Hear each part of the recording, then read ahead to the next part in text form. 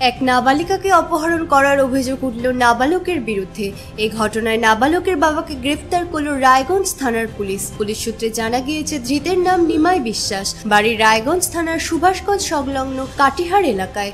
ধৃতের বিরুদ্ধে ভারতীয় ন্যায় সংহিতা আইনের নির্দিষ্ট ধারায় মামলা রুজু করেছে পুলিশ। পুলিশ সূত্রে জানা গিয়েছে, চলতি মাসের 9 তারিখে 17 বছরের নাবালিকাকে রামপুর গ্রাম পঞ্চায়েত এলাকা থেকে অপহরণ করে নিমাই বিশ্বাসের 17 বছরের নাবালক ছেলে। এই ঘটনার রায়গঞ্জ থানায় ওই নাবালিকার মা লিখিত অভিযোগ দায়ের করলে অভিযোগের ভিত্তিতে ওই নাবালক ছেলের বাবাকে গ্রেফতার করে রায়গঞ্জ থানার পুলিশ।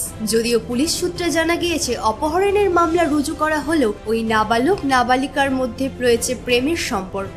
এদিকে নাবালকের পরিবারের দাবি, তাদের নাবালক ছেলেকে নাবালিকা অপহরণ করেছে। পাল্টা অভিযোগে রীতিমতো চাঞ্চল্য ছড়িয়েছে।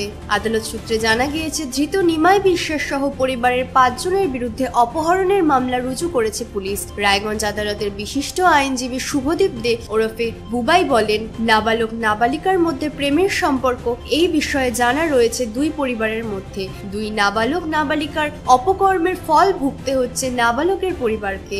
ছেলে মেয়েরা প্রেম করে পালিয়ে বিয়ে করছে আর জেল খাটতে হচ্ছে নাবালকের পরিবারকে। রায়গঞ্জ থেকে বিথিকা পালের রিপোর্ট, কুলিক নিউজ।